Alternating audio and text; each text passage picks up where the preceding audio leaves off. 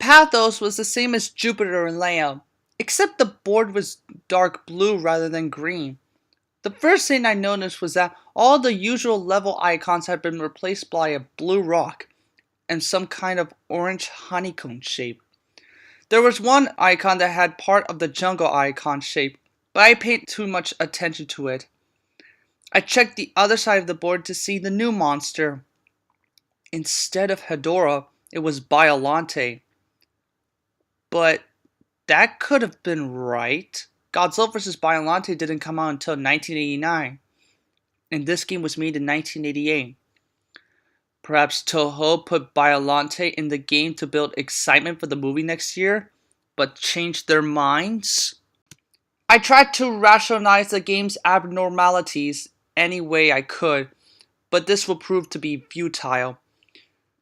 Pathos Map song was the first new song I've heard in the game. Like most of the new songs, it was hard to describe, but I'll try my best. It started out slow and suspenseful, much slower than any song in the game, but every 12 seconds or so there will be a loud clashing sound and the tempo change. It was like the composer randomly played parts from 5 different songs with the same instruments. I moved Godzilla over to one of the many blue rock icons that had replaced the jungle icons and started the level. The level resembled a blue mountain range with a blood-red planet in the sky. But there was also something odd about the mountains. They had a paper shredded look to them. I thought at maybe first the glitch had affected it, but it looked far too intentional. I quickly noticed something else about this new level. There were no enemies at all, not even any obstacles. I should also mention that this is where the point meter started to become glitched beyond comprehension. But it didn't bother me much. I never keep up with game points anyway. So without having to focus on anything, I listened to the music while walking through the level unopposed. The music had a sorrowful feel to it. It would have been rather pleasant. I had heard it in a normal game. The level went on for 3 screens, but with no obstacles around, and I finished it very quickly. I tried other levels of the same type to see if any enemies would appear, but there were none. There were also little else to be seen in the mountains, so I tried the other level type. I started one of the orange levels and my eyes were assaulted with a grotesque background of tumorous orange eyes. The sky was the same as the ground, so I assumed the game was indicating that this level takes place in a cave. The only enemies were Batongo spawns, but as you can see, those little bastards were everywhere. The music certainly didn't help, with a mixture of screeching sounds and loud drum beats that sounded like a monster's theme in a horror film. After completing it, I tried to avoid playing through any more of these levels whenever I could. The map was short, so it was only a few minutes before I headed towards a rematch with Godzilla and Mogira. But this time, their sprites and attack patterns were vastly different. I fought Mogira first.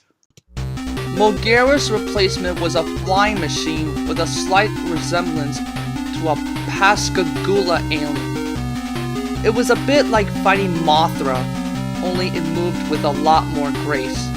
It attacked with a spinning from its tentacle, like a corkscrew. And it also had an I-beam, except now it fired from the drill.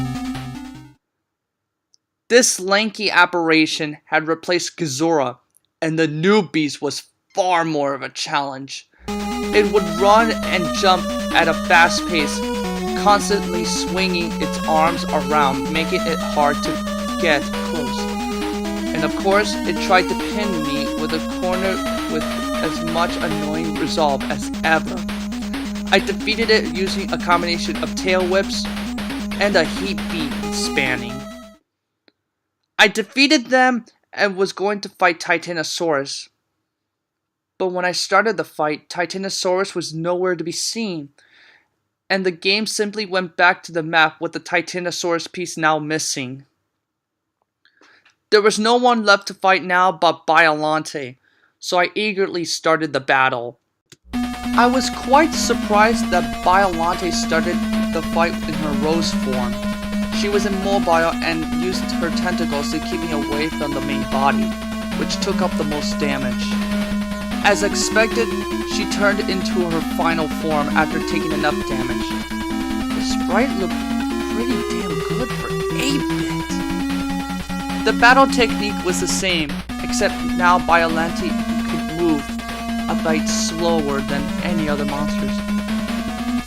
Being hit by the tentacle did more damage now, and Biollante could do an acid spit, which I managed to avoid by jumping in the screenshot. Not much more difficult to beat than Titanosaurus. It only took 2 rounds.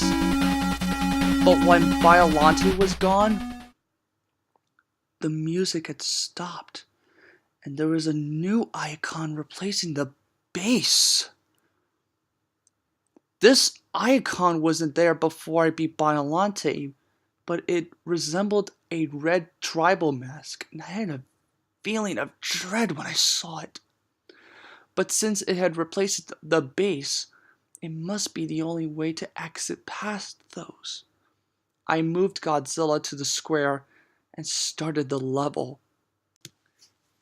It was a hellish looking place with no sky and a flickering fire in the background. The fire looked far more advanced than anything I've seen on the NES. There was music in the form of a slow, steady drum sound resembling a heartbeat. All the text on the top of the screen and the life bar were gone. In their place was a single bit of text in the middle of the screen that says, "Run." My feeling of dread has intensified. I cautiously walked through the level, but like the Blue Mountains, there were no enemies. I paced around for a minute before thinking. Run? From what? The first time it hit me, I didn't even see it. I heard a noise outside my room and turned back to see if something fell. And when I looked back, Godzilla was dying.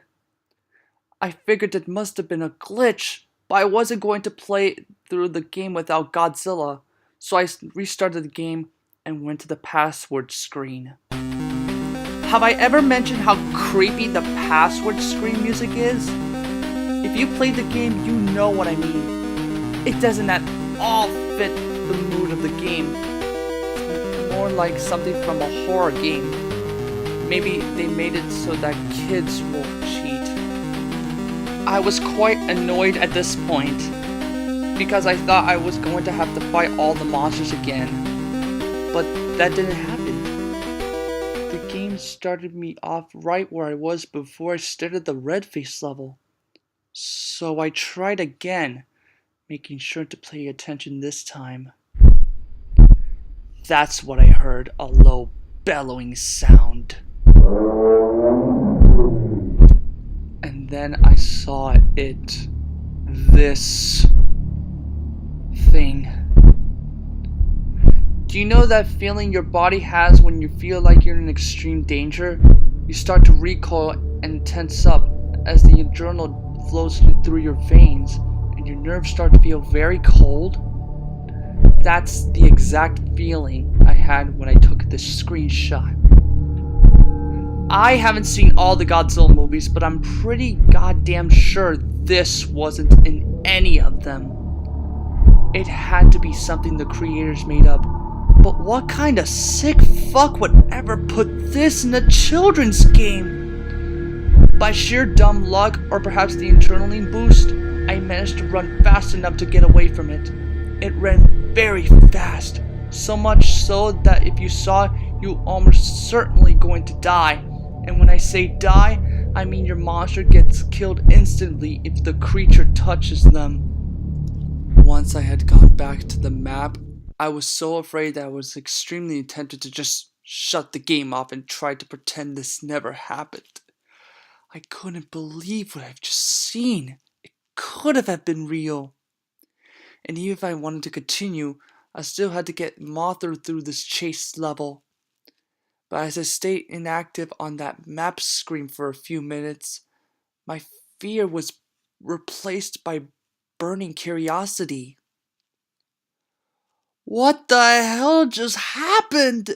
What was the rest of the game like? I only had to beat this level with Mothra, and then it was on to the next world. But when I moved Mothra to the red face, the game registered it as me beating the level. I was quite relieved. I tried to prepare myself for the next world. Trance.